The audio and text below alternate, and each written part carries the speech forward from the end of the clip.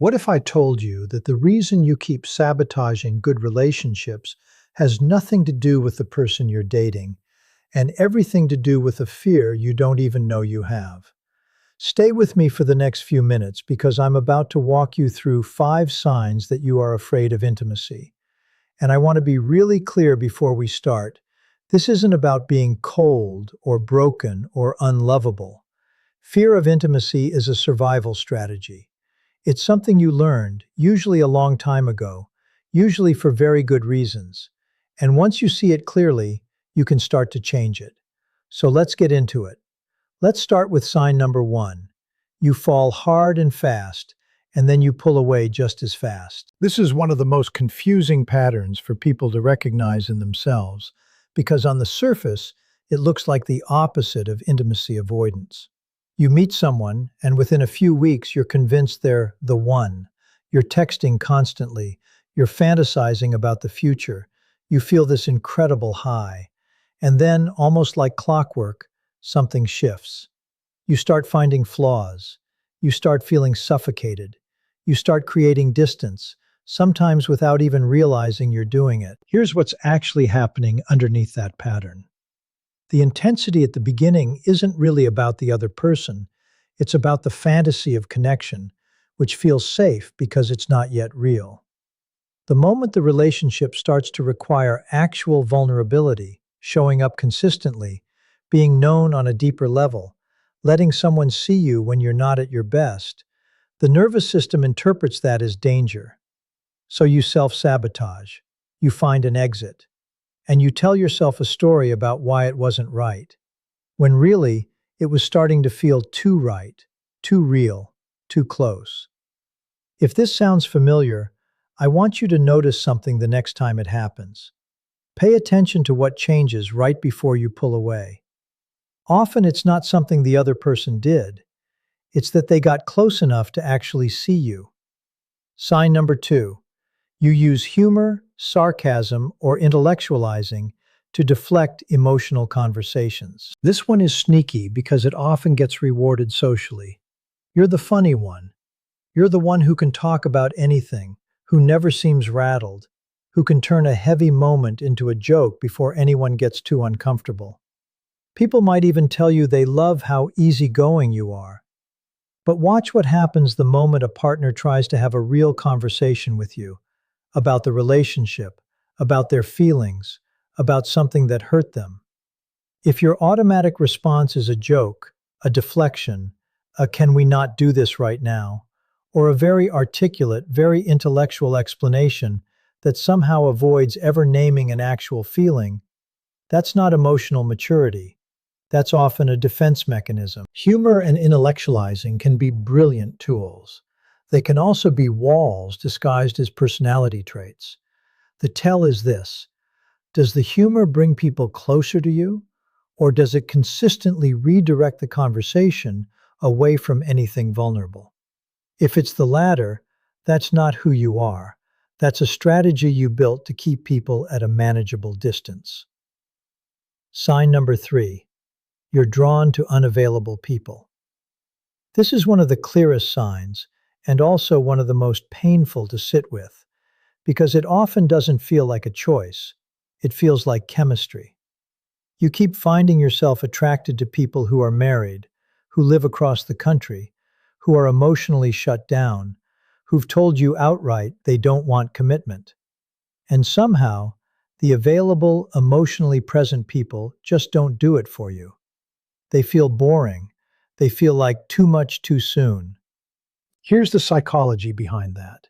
If you are afraid of intimacy, someone who is unavailable is actually the safer option, because the relationship can never fully develop. You get to experience longing, passion, the appearance of connection, without ever having to face what happens when someone is fully present and asking you to be fully present back. The unavailability of the other person becomes a convenient shield for your own avoidance. You get to blame the distance on them when part of you engineered it that way from the start. If you look back at your relationship history and notice a consistent pattern of chasing people who can't fully show up, I want you to consider the possibility that you've been choosing distance and calling it a type. Sign number 4. You struggle to ask for help or admit when you're hurting. This sign often gets mistaken for strength. You're the reliable one, the one people lean on. You pride yourself on not being needy. When something is genuinely wrong, when you're grieving, when you're overwhelmed, when your feelings are hurt, your instinct isn't to reach out. It's to handle it alone, put on a competent face, and wait until you've fully processed it before you let anyone see even a trace of it. The problem is, intimacy isn't built in the moments when everything is fine. It's built in the moments when you let someone see you struggle, and they stay. If you never give a partner the opportunity to show up for you, if you always present as fine, capable, unaffected, you're not protecting the relationship. You're preventing it from ever going deeper than the surface. Needing someone isn't weakness. It's actually one of the most vulnerable and most human things you can offer another person. If the idea of needing someone makes your skin crawl, that discomfort is worth paying attention to. And sign number 5, you keep score of how much you're giving versus how much you're getting. This might show up as a quiet, ongoing tally in your head. You notice every time you texted first, every time you planned the date, every time you said, "I love you," before they did. There's a part of you constantly measuring the emotional investment, almost like you're protecting yourself from being the one who cared more. This scorekeeping is a defense against vulnerability, because real intimacy requires you to give without guarantee. It requires tolerating the discomfort of not knowing exactly how much the other person feels, and choosing to be open anyway. When you keep score, you're essentially trying to control the risk of closeness, trying to make sure you're never more exposed than the other person. But love doesn't really work on a ledger. And when you treat it like one, you end up in relationships that feel more like negotiations than partnerships. Now, if you recognized yourself in 2, 3, maybe all 5 of these signs, I want you to take a breath, because I know this can feel heavy. But here's what's important to understand. None of this makes you incapable of intimacy. It makes you someone who learned, probably very early in life, that closeness came with risk. Maybe you grew up in a home where vulnerability was met with criticism instead of comfort. Maybe you learned that needing people led to disappointment. Maybe love, in your early experience, was inconsistent or conditional, or simply unsafe to fully feel. Whatever the origin, your nervous system did exactly what it was supposed to do. It adapted to keep you safe. The issue is that the strategies that protected you as a child are often the same strategies that sabotage you as an adult. What once kept you safe now keeps you alone. The good news is this: awareness is the first and hardest part. You've already done that today, just by watching this and being honest with yourself. From here, the work is slow and it's not glamorous. It's noticing the urge to pull away and staying one more minute instead of leaving. It's letting a partner see you cry instead of excusing yourself to handle it. It's choosing the person who is steady and present, even when your body is telling you they're boring, and understanding that what you're actually feeling is safety, not lack of chemistry.